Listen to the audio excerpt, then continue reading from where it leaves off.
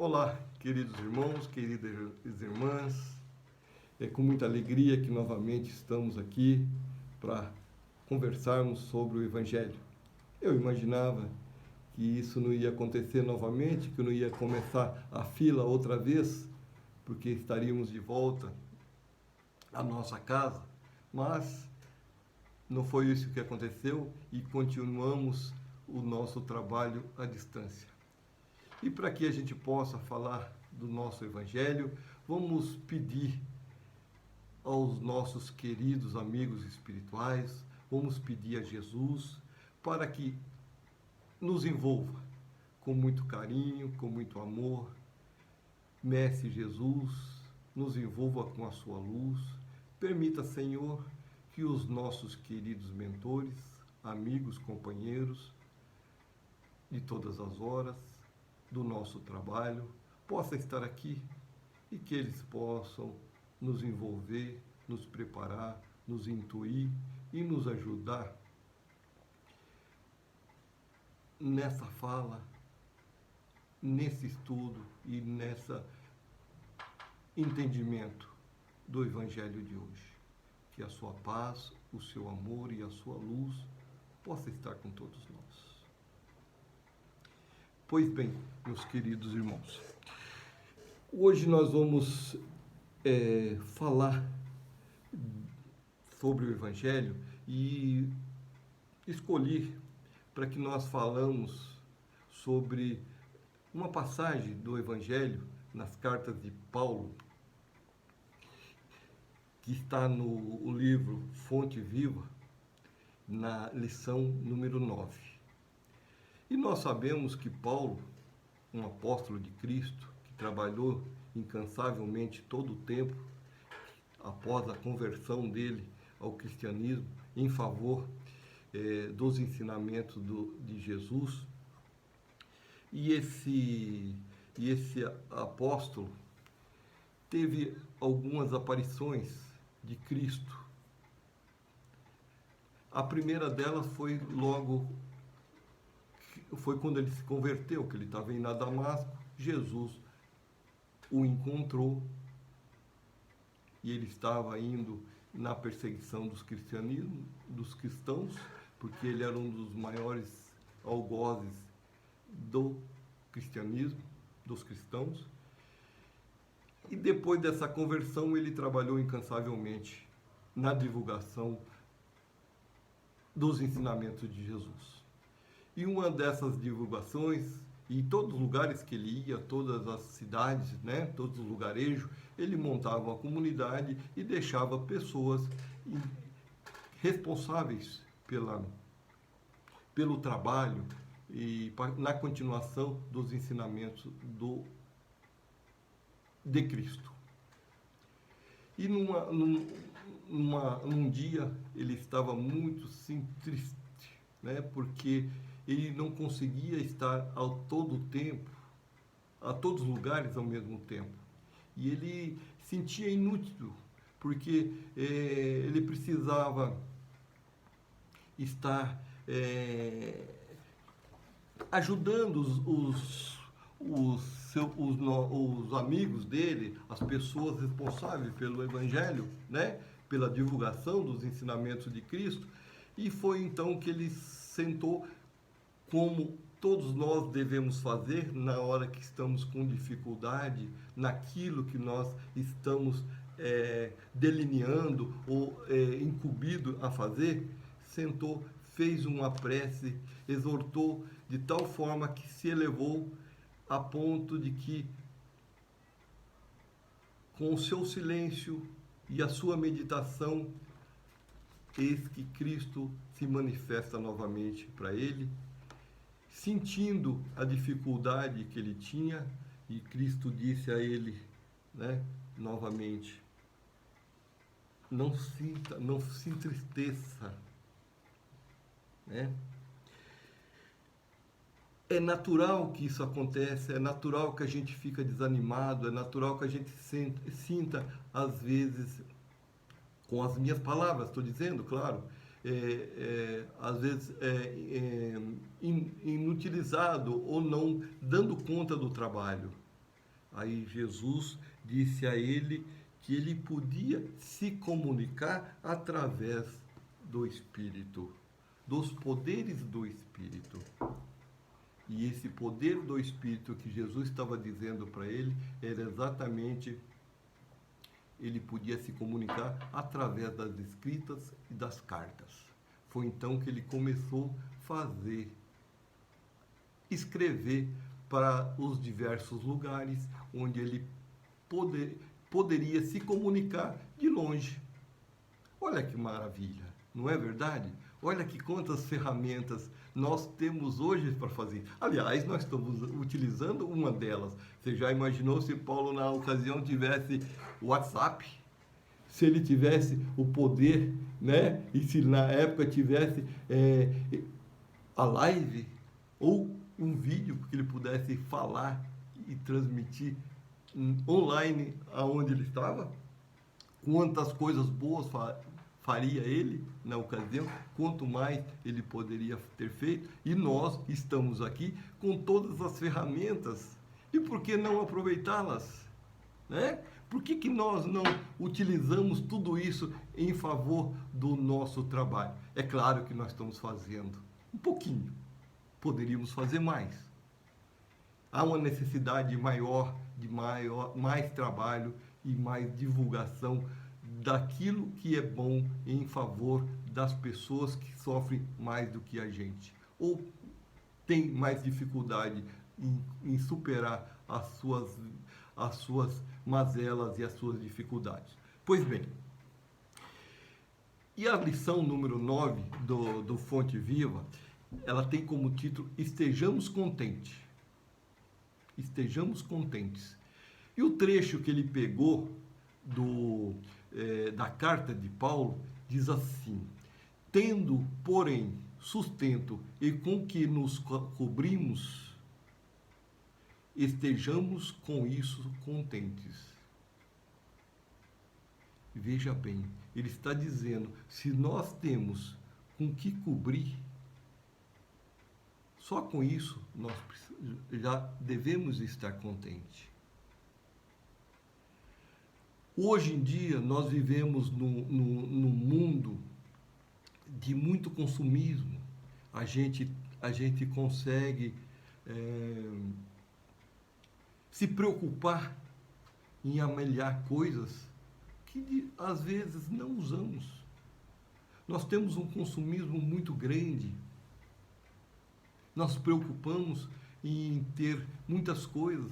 Aliás, tem pessoas que têm tanto sapato que, mesmo que fosse uma santopeia, não usava tanto, né? Mas a vida coloca-nos dessa forma.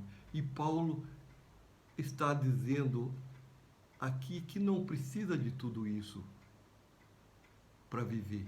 Se você tiver com que se cobrir e como se alimentar, você pode estar contente. Você deveria estar contente. Né? É aquela velha história, né? Temos que estar contente com o que temos e com o que somos, mas não conformados. Nós temos que estar sempre disposto a nos melhorar. Não estou fazendo uma apologia à não riqueza, porque todos têm o direito de ter bens materiais. E é necessário que tenha, mas você nunca consegue calçar 2 sapatos ao mesmo tempo. Então, é um de cada vez. E é importante que você tenha aquilo que você precisa e queira aquilo que você pode, né? E muitas vezes, nós, como cristão, que dizemos que somos, e principalmente como espírita, que achamos que somos ou queremos ser, nós sempre caímos naquela história. Ah, se eu ganhasse na loteria, se eu tivesse o dinheiro que fulano tem, eu ajudaria muita gente. Eu faria isso, eu faria aquilo, se eu tivesse aquilo que o cara tem. Mas você tem o cobertor que você precisa. Não é verdade? Então, conta-se uma história que era uma pessoa, um rapaz, que ele fez o voto de pobreza, despojamento de todos os bens. Aí ele deu todo o que ele tinha, tudo. Ficou apenas com uma tanga. Aliás, duas. Uma ele usava e lavava a outra. Quando a outra estivesse suja, ele trocava e assim por diante. Uma troca. Ele não se contentou em simplesmente ser desprendido de todos os bens. Ele resolveu que ele também queria saber quem na terra ou naquele lugarejo onde ele vivia, né, fosse mais desprendido de bens que ele. Então ele saiu à procura. E ficou sabendo que tinha um guru no norte do Himalaia, que ele era despojado, ele não tinha vaidade, ele tinha totalmente desapego. É o que ele procurava, a pessoa com desapego. Aí ele chegou até lá, viu aquele monte de terra, tudo bem cuidado, uma construção suntuosa, um luxo, uma simplicidade, mas um luxo muito bom de se ver, um acolhimento, tudo bem organizadinho, algo assim que ostentava bastante. E ele ficou entristecido, afinal de contas, aquilo não era desapego. Aí ele falou assim, venho falar com o velho guru. Aí atendeu um servo.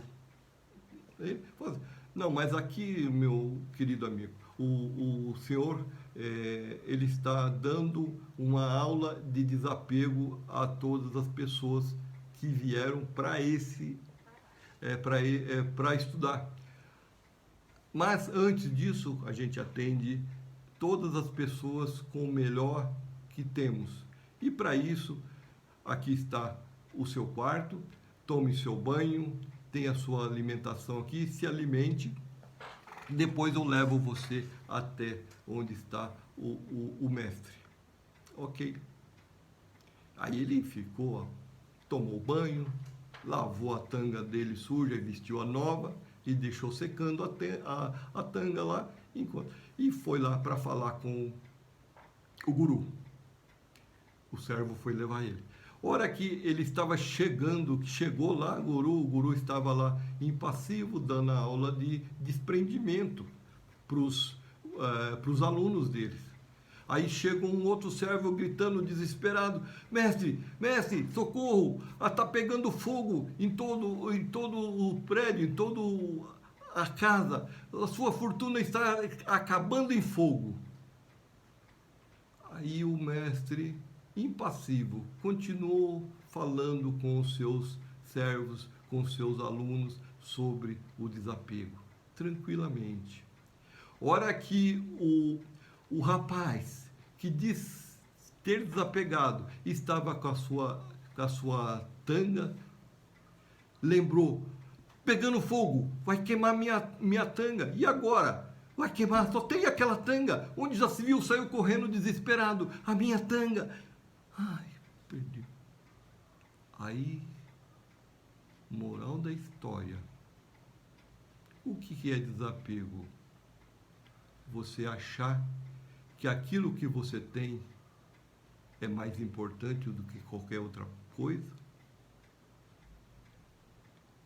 Percebeu que você ter bastante bens materiais não significa que você está apegado ao bem? E ter nada, ter muito pouco, não significa que você não está desapegado? O desapego está dentro de nós. O desapego está nas nossas atitudes. O desapego está exatamente na nossa capacidade de ajudar o irmão com aquilo que tem, com aquilo que tem de melhor. O desapego é nós seguirmos os ensinamentos de Jesus. Então, humildade não significa você ser pobre, você ter pouco. E humildade significa você entender que todos os dias você precisa aprender alguma coisa a mais e ensinar outras.